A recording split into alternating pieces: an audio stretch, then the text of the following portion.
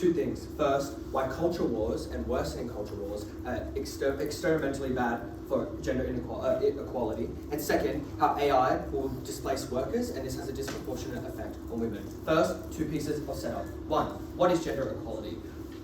I'm going to quickly explain this because I think most people have a good general understanding of what this is. But I think gender inequality are things that, one, can be enshrined, things like policies, things like rights, and so the converse, gender equality, are things like DEI, things like affirmative action that undo these things, that notice the historical discrimination that occur, and do things like promote women into positions of power. Second, I think it's things like norms. I think a lot of the factors that people, the harm that people experience from gender inequality actually happens in their interactions on a day-to-day life. So I think at the point at which we can prove that the interactions between people and between specifically groups of young men onto women in safe spaces, I think that is where the norms pervade. That is when gender inequality, a lot of the harms manifest there. Second, what is worsen? I think really quick, I'm happy to accept the burden that we have to accept that this is an active decline of gender inequality, things like removing policies and rights, but also things like worsening attitudes towards women in our everyday lives. And I think we can do this by measuring, the number of companies that are taking on DEI projects, the number of companies that are promoting women into powerful positions. But also, I think a large portion of this debate takes place around norms. It takes place around the way in which we interact with women in our lives, the way in which we empower other women in our lives. And alternatively, gender inequality is the way in which we actively harm, and talk about women in our lives to their face or behind their back. I think all of those things get far, far worse in the West in the next 10 years. First, why worsening culture wars? Yeah. What's the West? Okay, I had that and I threw that piece of paper out. I think United States, Canada, America, Australia. Whatever you want. That was a stupid point of clarification. Okay, really quick. Why culture wars are bad for gender equality? First, the premise. Why do we think culture wars continue to happen, and why do we think they escalate? First reason. Political leaders like Trump have an incredible amount of power over the way people internalize their reactions to policies, the way people internalize their reaction to other women in their life. Trump has very successfully created a playbook for how politicians can use culture wars to their advantage. They do things like make people angry about the ways in which their culture has seemingly disenfranchised them. It makes young men feel like the women getting into powerful positions of DEI is actually a lack of an opportunity that they could have had, and what that means is that they're particularly angry about all sorts of policies and affirmative action that happen after the fact. I think second, him and other right-wing politicians, like in UK, like Nigel Farage or whoever runs the Republican Party there, having, in the way they do this, have ingrained an understanding in young men, no thank you, that they are disenfranchised. But I think there is a particular set of reasons that they are afflicted by this. It is not it's fine to say, oh yeah, Trump tells you you're disenfranchised, but I think we are going to explain why they are particularly afflicted by this. First reason, they feel like they get simply less opportunities than their father did. They feel like they get less of a chance to get into a powerful position and make much money as their father did. This makes them not like the cultural disenfranchisement that they think they are experiencing at the hand of putting women into powerful positions. Second, they feel abandoned by other politicians who do the opposite, who use DEI and promote these kind of platforms to bring power and mobilize minority groups. These are the kinds of oppositions, and when Trump and Nigel Farage do things like point them out and say, oh, that was stupid, that was ridiculous, and demean women in power or other politicians that are advocating for DEI, it makes young men internalize and think, that's the reason for my problems. That's why I'm never going to make as much money as my father did. That's why I don't have as much power as them. Third, young men embracing this narrative gives them the capital to disrespect women in social spaces. It means now, when they internalize this as some sort of legitimate narrative, it means that they can go to their other friends and say, oh, I didn't get this promotion not out of merit, but because that person is a woman and not because they don't have as many skills as I do. I think this is particularly harmful because, note in my setup, I said a lot of the harms of gender inequality manifest in our social spaces, which means if all the men in your life think you are below them, I'd say that's a particular harm. Even if no policies change on either side, that's pretty fucked up. Young men feel like they can joke and they can make jokes about how women are inferior to them, all because of the powerful people legitimizing this narrative. Third reason.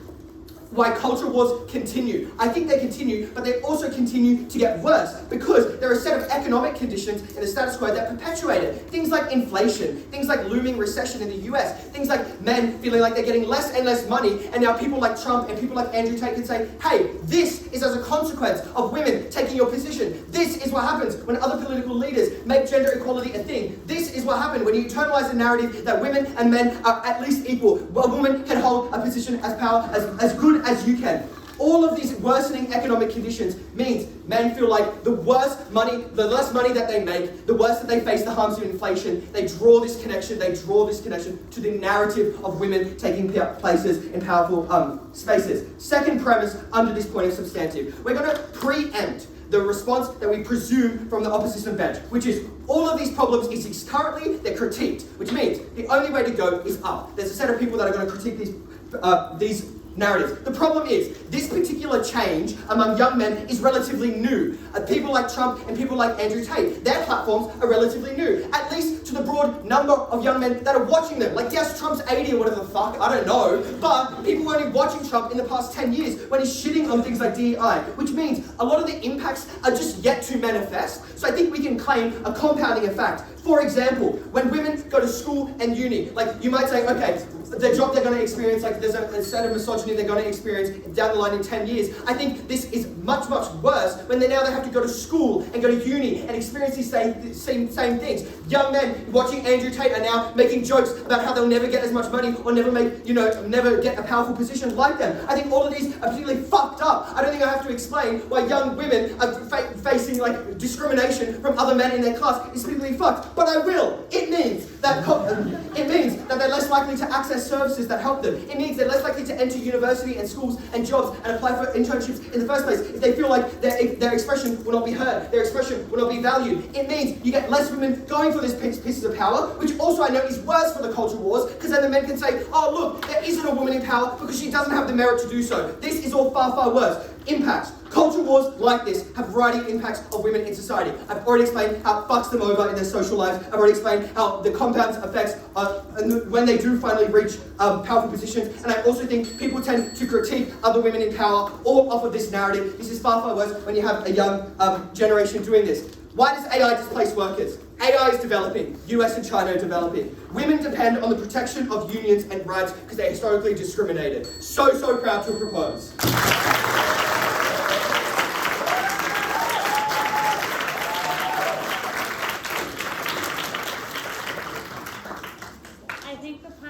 For their speech and invite the leader of the opposition.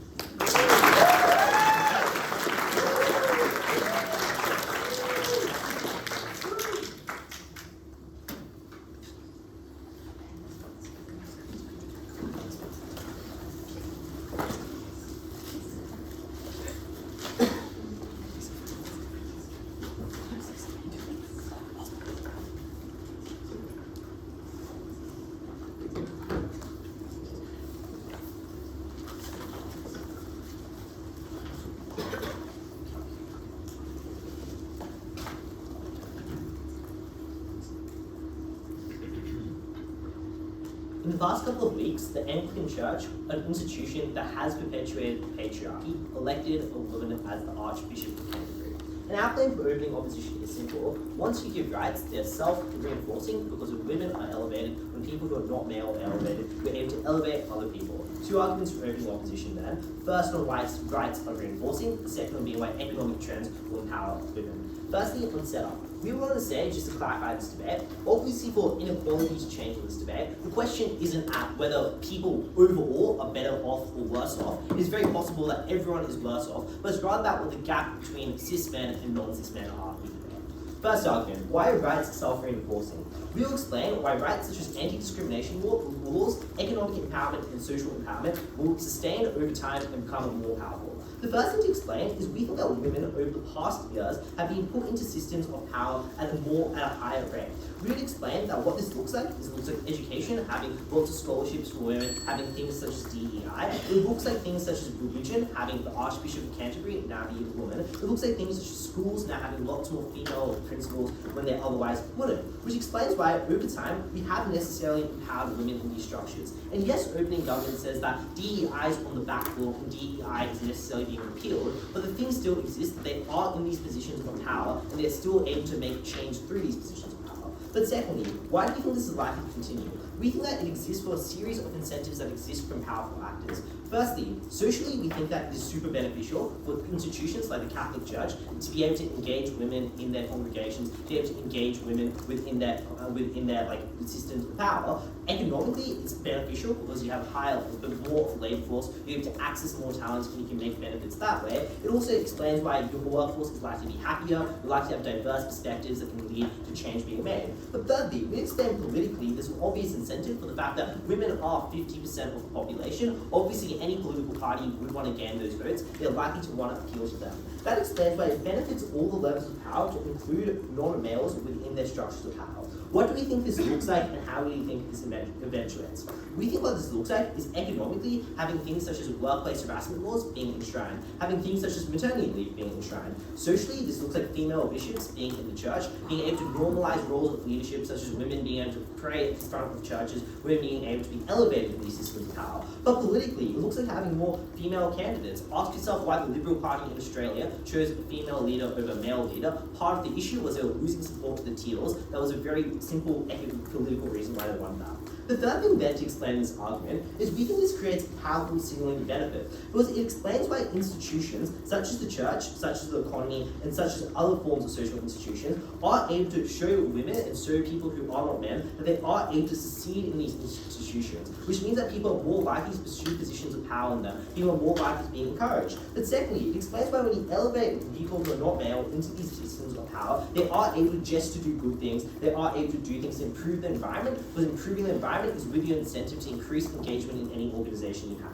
The final part of this argument to explain is why do we think enshrined legal rights are particularly sticky and hard to remove? We think this for three reasons. Firstly, we think it's simply politically unpopular. Changing things such as sexual assault definition issues, changing things such as anti-discrimination laws is unpopular. Secondly, we would say that obviously the West was founded on the basis of individual rights being super important and the state existing to promote individual rights, which explains why people care about their individual rights to quite a large extent. But thirdly, it takes huge amounts of political capital. And unlike what opening government says, I would say that people are becoming tired of cultural wars. When people in the midterms see that the economy in America has not gotten better, they know that DEI wasn't the problem, but rather economic issues are the problem. And draining capital from economic issues towards lobbying against cultural wars is unlikely to be successful. The only response I imagine this argument will get is like, we repealed Roe v. Wade and therefore it's a sign of it like declining. But I think there's two things to note.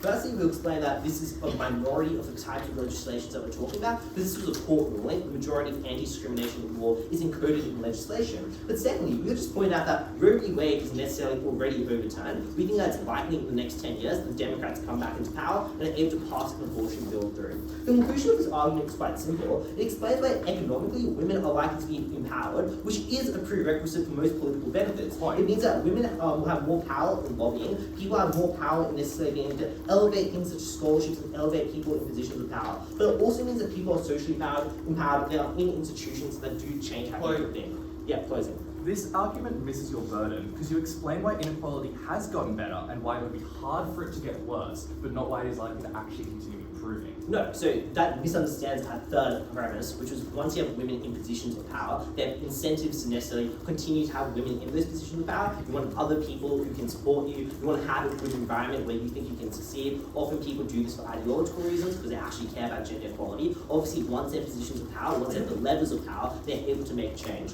The second argument is on economic trends and why we think this will benefit women. Firstly, on automation. We think that automation will be good because it's disproportionately likely to target STEM jobs. This is for the reason that GPT-5 can code. Things such as information processing being something that artificial intelligence can do a lot better because it can process huge amounts of information. But thirdly, we think that STEM is the biggest growing field, that's the one that's likely to be automated the most. The reason why this is likely to disproportionately favour women over men is we think that men are disproportionately employed in STEM fields for the reason that historically in schools, men have been pushed towards science and maths, whereas women have been pushed towards more creative arts. example, for creative fields, which explains why, in many cases, there is more men in STEM, jobs in STEM are decreasing, men are worse off, where other creative fields where women are disproportionately represented get less automation and are likely to succeed. The response we get from the side of opening government is to say that unions protect women, but I'd explain that many unions are on the decline anyway. But the other thing to point out is unions often do just protect men for the reason that the strongest unions tend to be manufacturing unions. They tend to be unions where men are overrepresented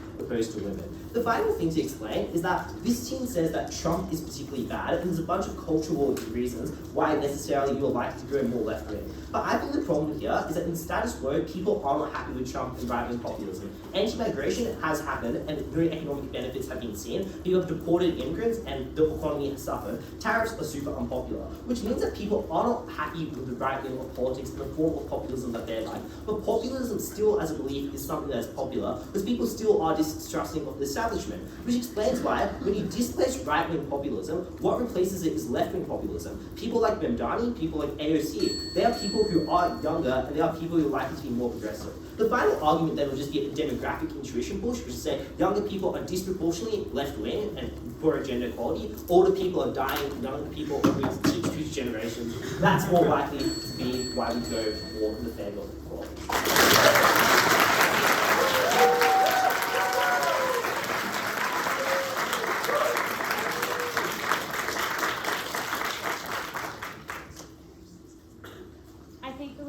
To their speech and invite the Deputy Prime Minister.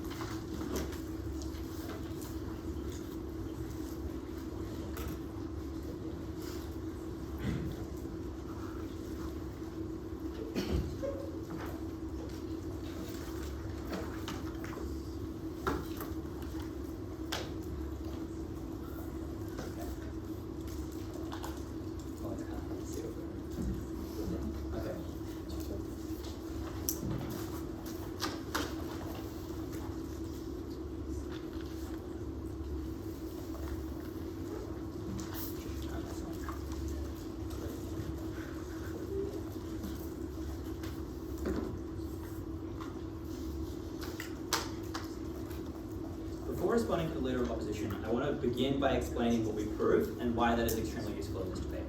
What we explained is in part a characterization of the status quo and in part an explanation of why that status quo is likely to get worse.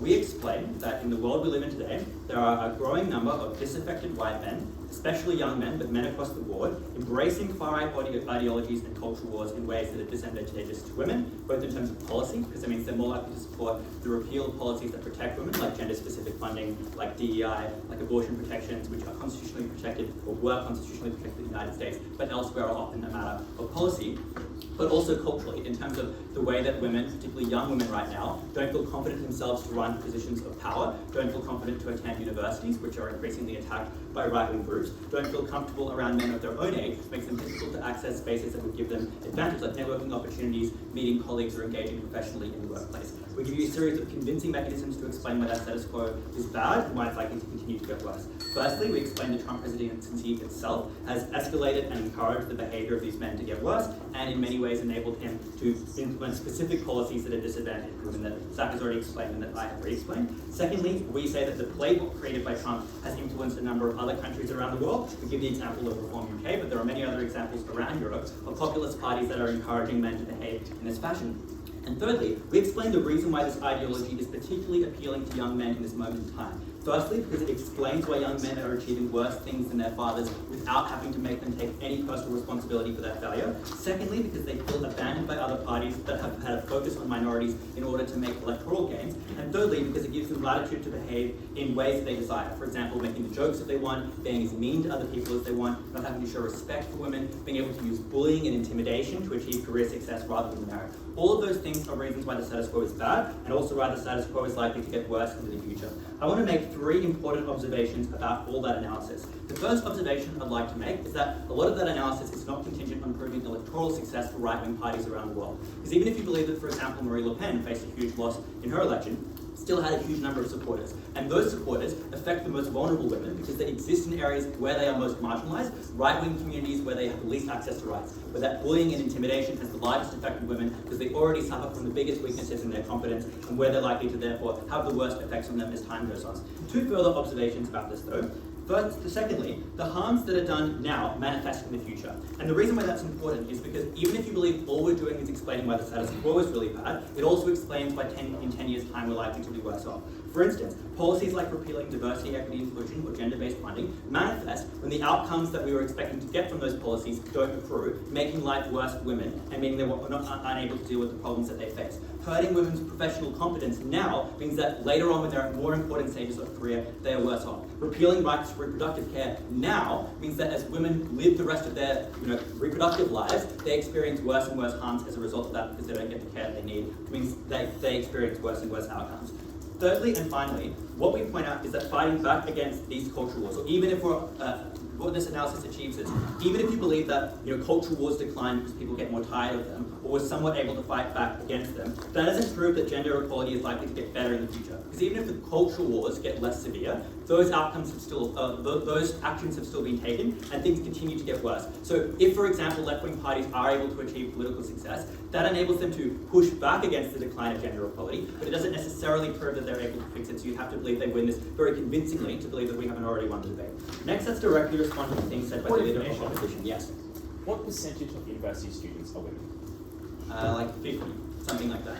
Okay, what does it mean? It benefits all levels of power to include women in the workplace, which is why that's likely to continue.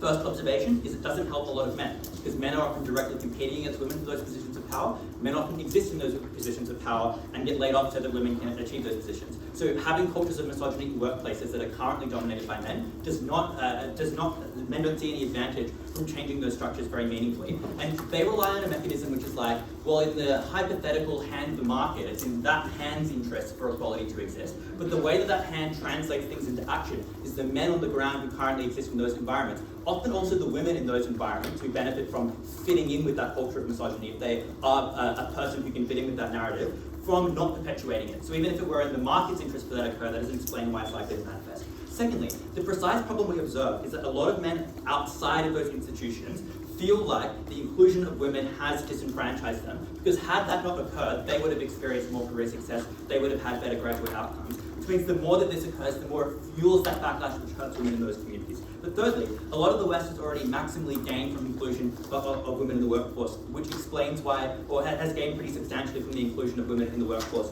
which explains why there is actually quite a lot that we can still lose in that area. The next thing they say is that people are getting tired of cultural wars, which is why they're likely to decline. First, direct you to the bit of weighing that I did at the start of my speech about why this isn't necessarily win the debate, but a few other responses. Firstly, even if politicians recognize that it's unstrategic to continue fighting cultural wars, it's often very difficult to stop individuals from fighting them. Because people around the world right now, especially women, feel quite offended by the things that men are saying and the things that right-wing groups are saying, which means it's difficult not to, for any rational human being, to have an emotional response to what's occurring and to engage in that culture war, to defend yourself and your identity. Which is why even if it were theoretically good to stop fighting culture wars, or theoretically people might be tired of them, it's difficult for people to stop feeding into them and continuing their growth. Secondly, this requires left-wing parties to have good solutions to economic problems that exist right now, and I would argue no one has a lot of good solutions to many of the problems that we face. Inflation is relatively inevitable, given the amount of stimulus that has occurred around the world. AI is going to continue to displace workers, which will mean that more and more people are out of jobs, undermine union protections that make life better for workers, all of which suggests it's unlikely that left-wing parties, or that anyone really has pragmatic solutions that are more convincing than fighting over cultural wars. But thirdly, many left-wing parties just aren't credible on these economic questions because they were in power, which makes it difficult for them to be convincing about ending cultural wars. Next, finally, they say people are getting sick of right-wing parties, which suggests that left-wing parties will experience success. Firstly, I would observe that this kind of action is what people wanted from these parties, and people feel a lot of satisfaction actually in having seen them. For instance, Trump has achieved more in his presidency than many other presidents have ever achieved in just a couple months by taking unilateral action, by disregarding norms, and that is a playbook that I think is likely to be replicated around the world because of its success in the United States. And that means that a lot of people do actually feel like a lot is being accomplished, and the things that he's doing are what they wanted. Like, there are fewer immigrants in their community, they don't see as many immigrant workers, and also they see the repeal of DEI policies. They rely on them being able to recognize that economic growth, like lack of economic growth is a result of these policies. I think that's extraordinarily unlikely with the level of indoctrination that has occurred. Secondly, a lot of this action, as I said, is extremely satisfying. Final thing I want to say is, actually, so I got time for it.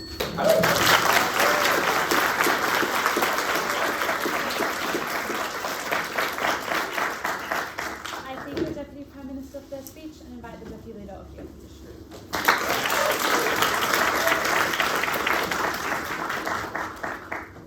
This is a very simple debate. Millennials are more socially left-leaning than their boomer counterparts are because of the power of the patriarchy has empirically decreased over the last decades, because religion is not as strong as it was 20 years ago, which reinforces narratives that patriarchy and men are more dominant, because blue-collar jobs are not as economically efficient as they once were, which explains why the difference economically between men and women is getting dramatically smaller. Millennials always vote more left than their boomer counterparts do. The problem is millennials are not yet at the stage of their lives where they are the politicians and they are the CEOs. But in 10 years' time, they will displace the boomers, and the policy that they implement will dramatically reflect the fact that they are dramatically more left-leaning than their older counterparts are. This is a very simple debate. Society always gets more progressive. It has done for the last 100 years, and it will continue in the future.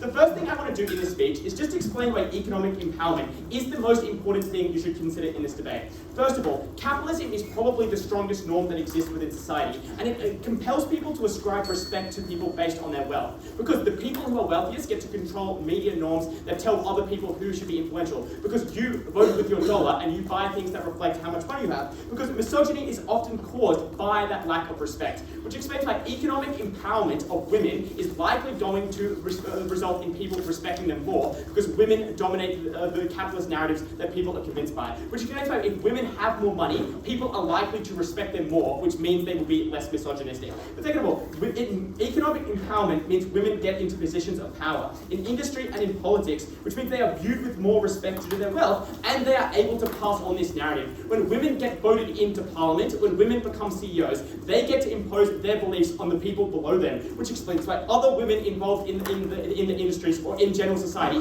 benefit from other women getting into positions of power in the first place, which is only something they can do when they come from when they can get a political career, because they come from a position of power in industry, which allows them to get votes in the first place. When they get promotions every single level of the step, because they're viewed as a better part, an important part of industry. But third of all, economic empowerment empowers women to do what's best for them in the most material ways. For example, if women are in the workforce instead of staying at home, they can leave abusive relationships because they are not economically dependent on their partner. Getting women more in economic power is what allows women to make decisions which empowers them on a material ground, which means they are in a much more equal position relative to men. It allows them to go to school to get educated in the first place. It allows them not to have to work lower paying caring jobs because they're able to choose jobs that appeal more to their desires. Which means it is advantageous to implement, which means they will implement advantageous policies like childcare, which disproportionately benefits women. This government team says that we will repeal policy. But the problem is, the free market does not operate on axis of culture war. It operates on what's economically efficient, which explains why when women get into positions of power, they pass on this policy to the women below them because it makes their firm more economically beneficial. It makes them outcompete other firms. Because if your firm is the one that's able to pay women more money to women, which means you produce the AI faster than the other firm does because they're locking out 50% of the workforce. If your firm is the one that's able to get women to be more happy in the workplace because you are the one that gives them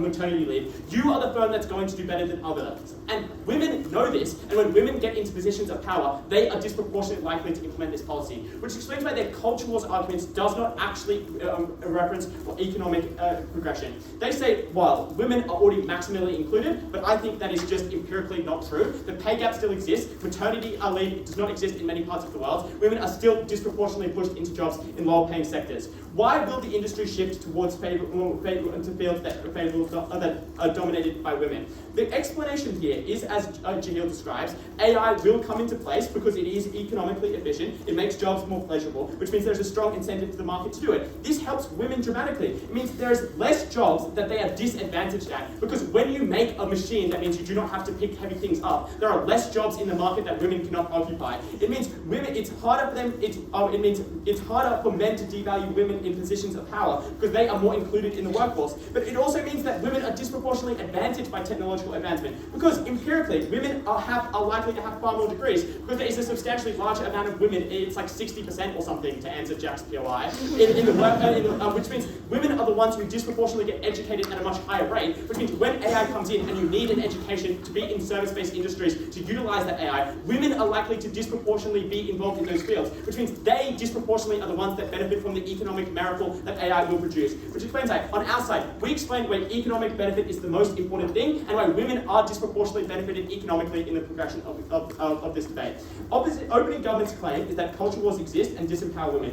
First of all, it's deeply unclear this can get any worse. Andrew Tate and Ben Shapiro have been around for ages, and Trump already is in place, which means he can implement this policy. I do not understand what the actual outcome of this argument is, because if it was happening, it would have already happened. But second of all, there is an active incentive for everyone in this debate to fight against the things that they talk about. Because if your child is more radical than you, as a parent, you have an incentive to crack down upon that. This is why, and it's very easy to explain to your child why it is good to value women, why it is good not to be radical. But third of all, we would just explain, most people grow out of this incredibly cringe phase that opening government thinks is so relevant. Because first of all, it's clearly stupid rhetoric. Like, you can actually, as you get older, understand how stupid it is. But second of all, most men want to date women, which explains why they actually are not likely to do the things that this opening government teams. But third of all, there are strong narratives that shame men who are incels that already exist. Like, if you go online, half of the media tells men that subscribe to things like Nick Fuentes. Yeah? What is the most difficult part of being a woman right now?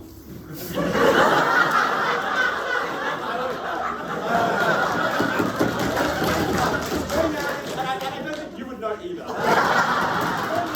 That straight men who are incels already exist in forms of media, because that is because there is an understanding that people, for example, who subscribe to Nick Fuentes are incredibly cringe, and that's perpetuated online. But fourth of all, we would explain that this narrative that opening government thinks is so incredibly bad clearly isn't working, because women also vote, and the policies that they think will change haven't been changing, which explains that when it continuously fails, men are unlikely to continue going down this line because of how unsuccessful it is politically, which explains that when this radicalization exists and then fails, men are not likely to continue it. But fourthly, we'd explain that culture wars aren't actually oftentimes targeted towards women because they are not an out-group. It is far more effective to target culture wars towards people who you don't need the vote of. You do not need the vote, as Donald Trump, of immigrants. You do not need the vote of racial minorities because you will not win that vote. You instead target it towards the immigrants because you don't care. You do not target it at women because you need 50% of the voter base, which explains why culture wars are very unlikely to be targeted at women. We would explain at the end of this debate, it is very simple.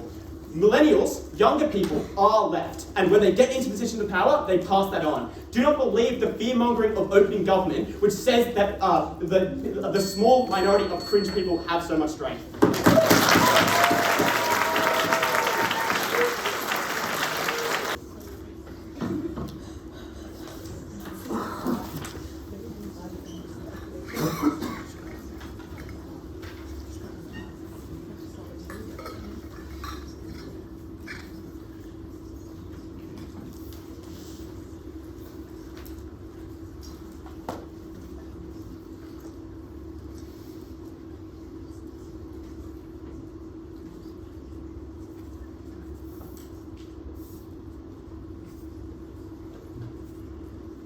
What this debate fails to appreciate so far is just quite how long 10 years is.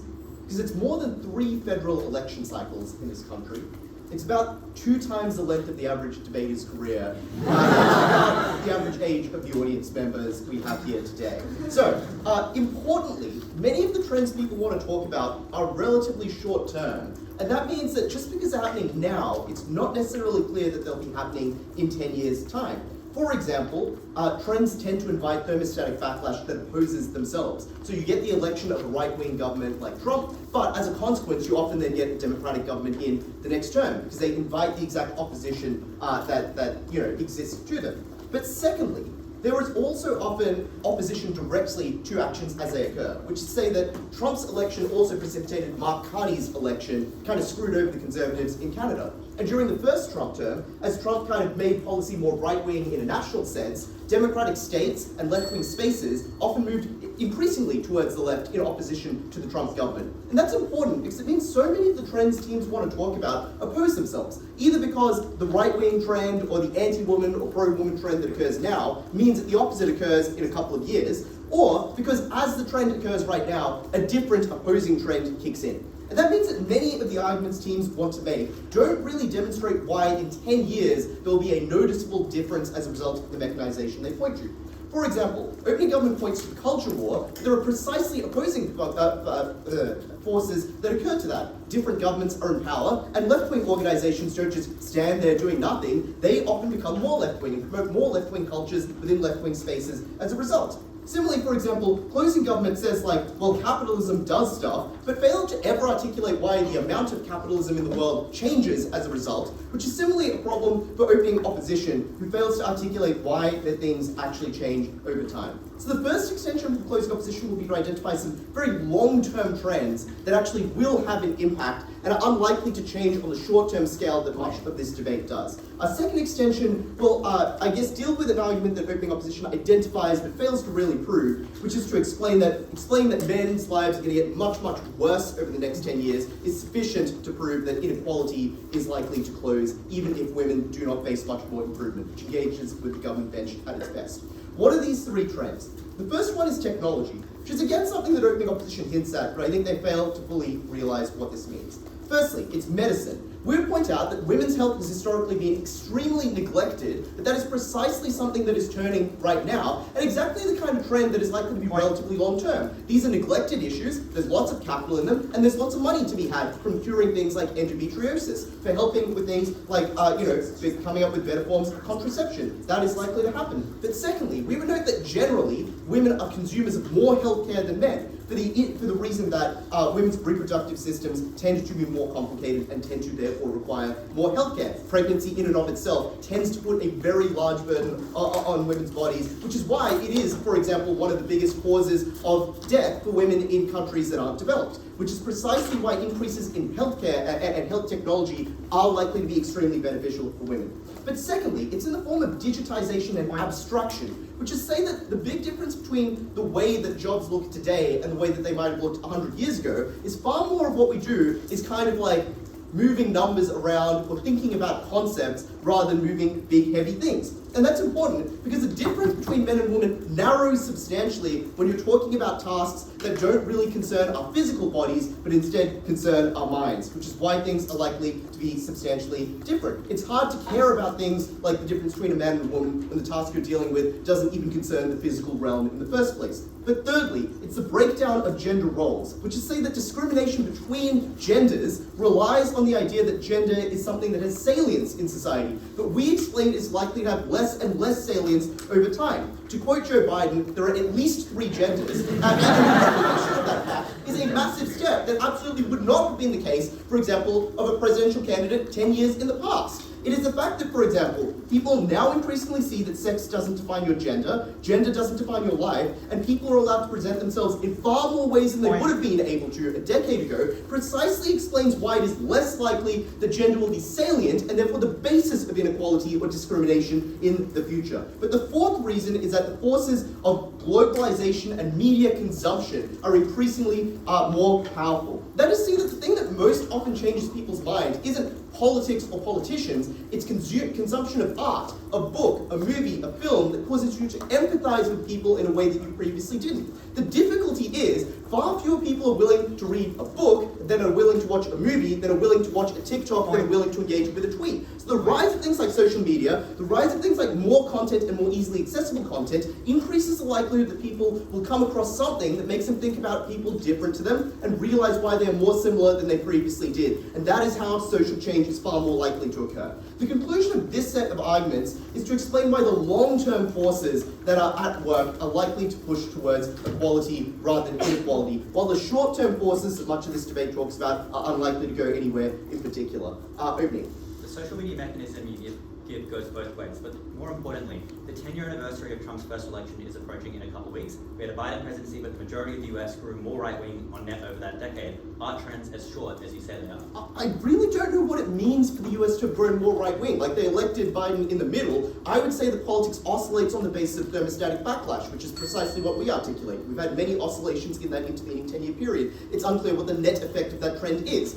Similarly, with social media, like, yes, lots of different content might get promoted, but the long-run trend is more empathy and more engagement with different kinds of people, while other kinds of, rage bait is likely to cancel out. Second extension of why life is likely to get worse for men. There are 4 reasons. Firstly, men's education is absolutely declining. Men are graduating high school at lower rates, and they make up far less of university graduates, 40% and dropping. Secondly, the economy is getting far worse for men because men's participation rate has been declining since 1988 and is at its lowest share ever. Things like, for example, the decline of manufacturing as a share of the economy and blue-collar jobs means that men no longer have the easy jobs that they once did in the past. Thirdly, a more dangerous world with more conflict, that is a trend that we've seen that is on the rise, means more conscription, means more men in the army and more men dying in conflict should that unfortunately occur. But finally, demographic shifts work against men. There are more men than women in most Western countries because of immigration, which primarily is young men moving to different countries, because they're the people who primarily seek economic opportunity and are far more likely empirically to be allowed into countries than women, which means they have less leverage vis-a-vis women. And secondly, declining birth rates improves the lot of women and harms out of men.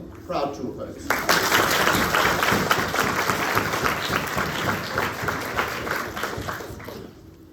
I thank the member of opposition and invite the government whip to conclude the government bench.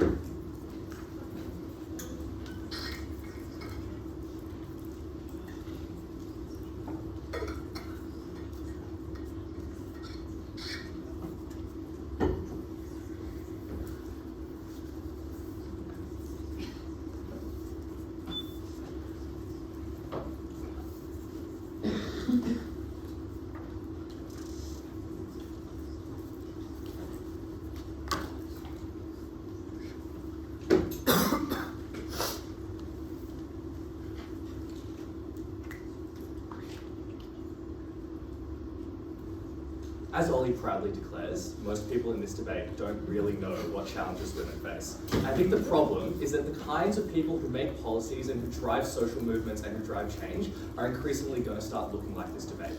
And there's 2 reasons that we give at closing government for that.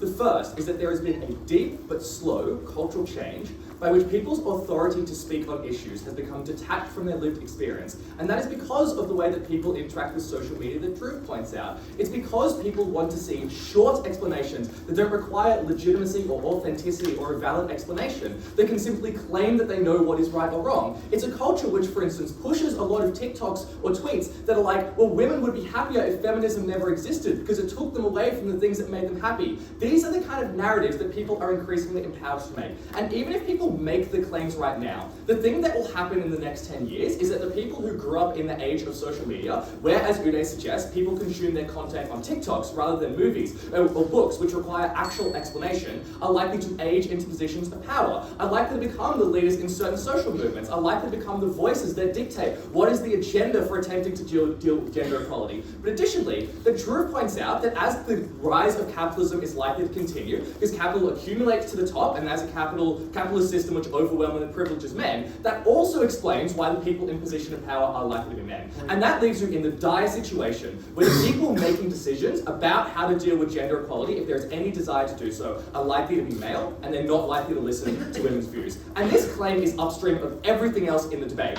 because it explains why any of the policy that opening opposition wants to get is likely to be ineffective because it's being made by people who don't understand the issue. But it also explains culturally why there is a deep rot, why people are less likely to listen to women women when they try to talk about the issues that they feel, when they try to talk about how their male friends might make them feel uncomfortable, because they don't feel as if you need to listen to someone who has experience, you can listen to someone who you see on TikTok. I'm going to start by what I'm going to call CO-proofing our extension and explain why these trends are actually long-term. The first observation is that the mechanism Dhruv gives for why capitalism is likely to grow are necessarily long-term. It is not a sudden trend of, well, everyone's like, hell yeah, the market economy rules.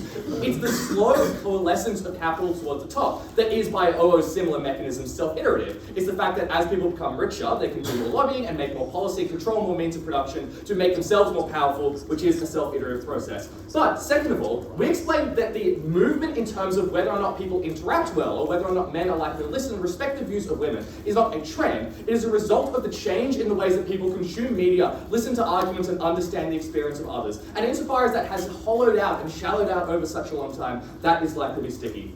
Let's respond directly to closing opposition's extension. Their first is on tech and essentially healthcare. So they claim that as tech gets better, this is likely to help women. The first problem is that, as we explain in our extension, that tech is likely to be one which into the future is going to prioritize the needs of men. Because, for example, those who are in the positions of power are likely to be men directing directing what kind of investment is done and what kind of invention. But also, for instance, it's more likely to be doctors who, even if you believe right now that there is a problem, for instance, of sexism in the medical profession, at least there is an incentive for doctors to, for instance, consult female colleagues when addressing these issues, and that disappears uniquely in the next 10 years. The second extension is on, well, there's going to be less focus on gender. There's two reasons why we think gender is actually going to become more salient. The first is that if CO's claim is like, well, men and women are actually pretty similar, and you just need to see a TikTok to realize that you're similar, our mechanism about how people's consumption of short-form media, which will overwhelmingly trend away from the truth as opposed towards the truth, because when everything is simplified down, it's easier to lie, explains why people don't realize the similarity between men and women, and are far more likely to see short bites which draw attention to the difference. But the bigger problem is that insofar as the next 10 years, one of the biggest issues the West is likely to face is a demographic crisis in the collapse of birth rates, that clearly draws a lot of attention to the issue of gender, because a lot of the narratives that men perpetuate about why that demographic crisis is happening is one that blames women. So clearly it gets far worse in the next 10 years. That third extension as well, the nature of jobs change. But it just seems like this has already happened. Like people do already just kind of move numbers around on a spreadsheet. And the actual problem is just that a claim combined with the claim about combined with the claim about AI explains the acceleration of capitalism, because these are the kind of jobs which are uniquely replaceable, and so control of the capital that you need to invest and use AI is likely to be the most important element in the economy, so it actually proves our extension. Finally, they try to prove life will be worse for men, but not to whip OG here, because they kind of had some good stuff, but it's like, if life is worse for men, I do think that the economic outcomes that they talk about are likely to have less of a lowering the bar effect than it is to lead to the kind of anger which actually makes women's life worse on a day-to-day, where they are more likely to be victims of hate and vitriol and attack, but additionally hollows out all their capacity to actually make change. Before I respond to opening opposition, I'll take Udai. We explained that women become CEOs at OO, and that the market allocates to help women's issues where it's effective, which means when women are CEOs, they direct investment to profitable medical technology, but also why media will be beneficial for women who are 50% of the consumer base. Sure. There's two problems with this claim. The first problem is that there is a rapidly falling imperative for this. So once you have already catered to the market, I don't even know how to say that. Once you've catered to the market, you don't need to appoint any more CEOs. And the problem is, it just seems like, for the most part, especially as capitalism becomes more pervasive, that market is already captured. And so it's unclear why the active incentive to add more women is still existing. As to the claim that, well, women who are in positions of power now will do good policies and continue to appoint more women, that only happens if you have a culture where those women who are in power, who are probably still likely to be the minority, can convince the men around them that those policies are good, that those policies are worthwhile, and that their ideas ought to be listened to. And that's why our second extension uniquely explains why you lose that capacity, why the women who are in power now are not likely to be listened to, and why those ideas are likely to be ignored, which takes out their self-reinforcing claim. OO's next claim is young people are woke. And I think this is the easiest to flip, because the reasons young people become woke are things like exposure therapy, the fact that you spend more time doing the same things as people from the other gender and living together, and as that gets less, because people spend more time online and in insular communities, then the actual cause of that goes down. But second of all, the willingness to engage charitably, which is necessary to have that kind of exposure therapy and to have that kind of wokeness, to listen to women when they talk about their issues, is likely to go down as people's attention spans get shorter. And that all just explains why it is just the case that you're likely to have a redivergence. So even if young people are woke, they are more likely, the young men are more likely to be sexist because of those long-term trends, which does just worsen the interactions that they have with women. Their final claim is on economic empowerment, but I just think that the claim of like whether AI is going to be good for men or good for women is so uncertain in this debate. No one knows what it's going to do, which is why our claim about capitalism being inherently evil is far more important. Because Dhruv explains that it provides the structural disadvantages to women that does stop them from getting into positions of power, that does help the men who are already in that position of power, and that drives competition and oppositionalism. A system which is more capitalist is a system which pits any groups possible against each other. And when capitalism gets worse, that is likely to be a competition between men and women. I'm so proud.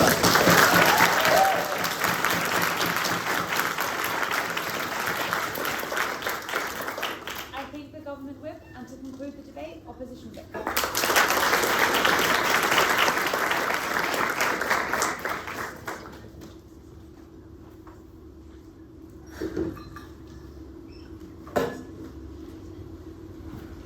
Good to go.